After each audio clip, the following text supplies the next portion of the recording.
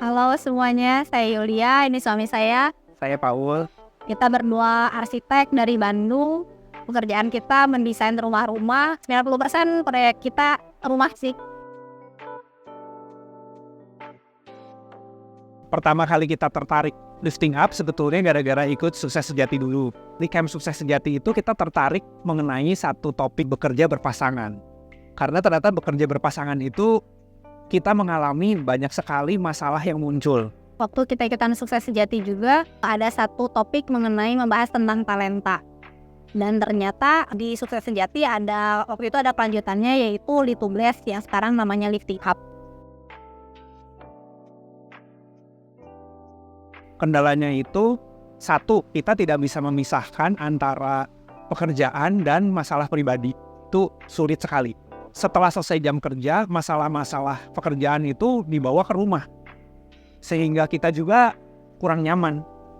Terus karena kita bergerak di bidang desain, kita punya kayak semacam ego masing-masing.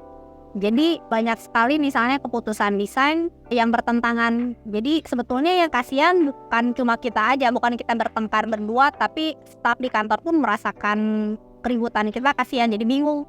Ini si bapak sama ibu kenapa nih gitu kan. Dan jadi ada dua pimpinan, bingung tuh. Jadi kalau misalnya ibu ngomong A, terus bapaknya saya bilang nggak mau gitu. Anak-anak di bawah kan bingung tuh ya. Ini saya mau ngikutin yang mana. Sedangkan si project harus jalan terus. Nah, sejak ikutan Lifting Up kan kita ada tes talenta tuh. Ketahuan di situ talenta saya ternyata adalah builder dan shaper. Sedangkan Paul talentanya ada Dreamer, reinventor, arsitek.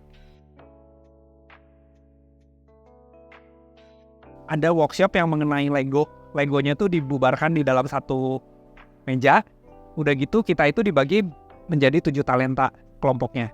Dreamer, arsitek, builder, shaper, reinventor, harvester, sama operator sesuai urutannya. Si dreamer itu mikirin ide dasarnya dulu. Habis selesai si dreamer mikirin ide dasarnya, kita bikin blueprint gimana caranya ide ini bisa diterapkan step by stepnya. Habis selesai step by stepnya selesai, dioper ke builder. Builder yang akan mengkoordinasi siapa yang mengerjakan dan dikerjakan. Habis builder selesai, shaper juga masuk menajamkan hasil dari builder. Nah, rumus dari shaper itu balik lagi ke reinventor. Reinventor itu bikin redesign dari prosesnya itu. Habis reinventor beres, baru masuk ke harvester dan ada operator. Kira-kira gitu. Kita ngikutin flow-nya sesuai talenta. Sejak tahu talenta kita berdua, kalau dulu tuh di studio kita, jadi kalau misalnya ada proyek masuk nih, kita mendesain bersama. Jadinya kita desain rembukan barengan, terus udah gitu dibikin gambar kerjanya, terus udah gitu dari keluar gambar desain, nanti kita revisi bareng. Nah itu kan keluar percekcokan banyak sekali. Dari pertama keluar desain aja, Paul pengen A, saya pengen B, banyak sekali gitu. Nah sejak tahu talenta, kita pisah. Karena talentanya Paul ada dreamer, jadi waktu pertama masuk proyek tuh bukan masuk ke saya dulu, tapi masuk ke Paul. Si dreamernya bekerja dulu. Si Yuli yang builder and shaper tunggu dulu, jangan masuk dulu nih di waktu pertama perencanaan. Hasilnya tuh jadinya setelah kita menjalankan si talenta ini, setelah kita pisah-pisah, hasilnya pertama adalah desain jauh lebih matang. Kalau untuk pekerjaan. Kalau untuk rumah tangga, 80% sumber keributan kita menghilang jadinya. Wah, kalau dulu pas belum tahu Lifting Up, jadi waktu dreamernya keluar, saya tuh langsung nge-cut, shapernya tuh langsung keluar, langsung di-cut. Lama-lama kan si dreamer emosi jiwa juga kali ya. Itu terus di veto terus. Nah, setelah kita tahu diri kita masing-masing, waktu si dreamer lagi keluar, si shaper harus tahan diri, harus tahu, oh saya jangan ngeveto, saya jangan ngekritik. Tapi emang kalau pada saatnya si dreamer ini udah selesai, dia bakal ngomong, yuk tolong dong, ini tolong di QC apa yang kurang, baru shaper saya keluar. Jadi ada waktunya kapan shaper keluar, kapan dreamer keluar, kapan builder saya keluar, kapan reinventornya dia keluar, ada waktunya masing-masing. Lalu talenta builder itu salah satu yang paling utamanya adalah mengkoordinasikan mengkoordinasikan staff. Sehingga begitu tahu talenta itu, saya lebih mundur pada saat mengkoordinasikan staff. Jadi begitu udah beres rumusnya misalnya, oke, hari ini kita harus mengerjakan A, B, C, D, E. Saya bikin bubble diagram biasanya. Bubble diagramnya saya oper ke dia. Karena dia builder, dia manggil tim, dan rapatlah dia berkoordinasi sesuai dengan si blueprint dari talenta arsitek itu. Enaknya apa?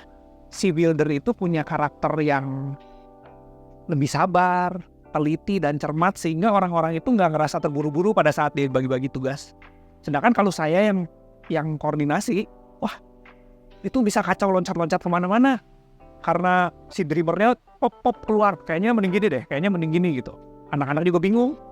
Kalau nge-QC gambar, udah pasti dreamer yang tidak cermat ini tidak ngikutan, karena pasti kacau. Kalau ada QC gambar dulunya dioper ke saya, waduh saya pasti bisa 3 hari 4 hari kali. Tapi begitu dimasukin ke shaper, dalam hitungan menit dia bisa buka handphone, dia langsung lihat ini masalah.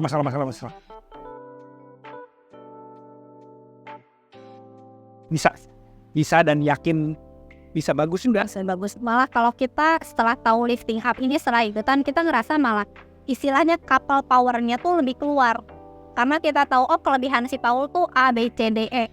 Kekurangannya Paul A, B, C, D, E. Saya berusaha ngisi Paul pun sama. Kelebihannya Yuli apa, dia kasih kelebihan saya untuk lebih menonjol, tapi tahu kekurangan saya dia isi. Intinya sih kita sekarang mengerti bahwa bisnis berpasangan itu ada plus minusnya. Tapi plusnya juga dulunya yang kita lebih merasakan banyak minusnya, sekarang kita merasakan banyak plusnya. Karena mulai tahu diri, saya tahu kapasitas saya di mana, saya jeleknya di mana, sehingga biar istri saya mengisi yang jeleknya saya gitu. Tadinya kita ikutan ini untuk bisnis kita, tapi ternyata efek rumah tangga pun besar sekali. Jadi kan karena kita kerja 24 jam bareng dengan keributan yang amat sangat banyak, efek banget. Ya, jadi jadi jenuh, jadi bisa dibilang kayak aduh muak, lihat lu lagi. Udah malah lagi berantem, terus udah gitu ketemu dia lagi gitu. Kerjanya di rumah segala macam, jadinya kesal, jadi pengen masing-masing gitu kan. Kita tuh sempat mengalami jadi kayak living single jadinya. Single marriage atau apa ya? Pokoknya kawin tapi kayak kehidupan masing-masing. Jadi kerja bareng tapi pulang ke rumah kita masing-masing. Paul punya dunianya sendiri. Yang dulu tuh Paul tuh senang banget nge-trail. Jadi nge-trail tuh biasanya tiap Sabtu pasti nge-trail. Dari hari Kamis tuh udah sibuk dengan grupnya dia, berencanakan mau kemana gitu. Saya hidup dengan dunianya saya sendiri gitu. Karena saya introvert, saya butuh me time. Saya gak peduli dia mau ngapain, peduli amat. Pokoknya gue aja sendiri, gue me time sendiri. Karena ikutan lifting up ini mengurangi sekali pertengkaran kita di pekerjaan, otomatis kita pulang ke rumah tuh adem jadinya kalau sekarang. Ya, lebih adem, jauh lebih adem. Sehingga kadang-kadang kita mikirnya kerja, pulang tuh butuh dicas gitu, butuh istirahat. Sekarang tuh ya bisa dicas sama dia, kita nonton yuk atau kita makan yuk gitu. Kalau dulu kayaknya saya nge-charge cari teman-teman, mau main kemana nih nanti Sabtu, ayo kita pergi gitu.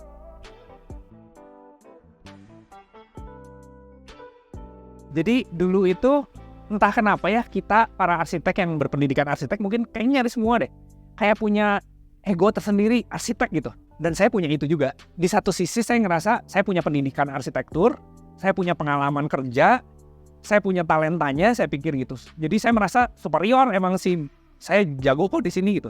Dia kan orangnya lebih laid back, santai. Jadi kerasa apa ya? Menurut saya nggak disiplin gitu, nggak bisa. Dan saya kan latar belakangnya sebetulnya saya bukan arsitek. Saya arsitek tuh bisa dibilang otodidak. Jadi saya belajar dari pengalaman dari jam terbang. Latar belakang saya sebetulnya kuliahnya ekonomi. Saya selalu ngomong gini, ya bisnis ini mah kalau nggak ada saya nggak akan jalan. Saya selalu bilang sama dia dan saya tidak sadar bahwa ini tuh melukai hati. Tapi sekarang saya pikir bisnis ini tidak akan maju kalau nggak ada dia. Maju versi saya ya. Banyak mimpi-mimpi di bisnis ini yang saya pengen si studio ini bisa nyampe A, B, C, D, E. Yang tadinya saya pikir nggak bisa nyampe. Tapi setelah Yuli terlibat penuh, ternyata bisa gitu. Bisa sampai level ini, bisa sampai level ini. Jadi itu sih yang perubahan yang paling besar sih. Oh, terima kasih.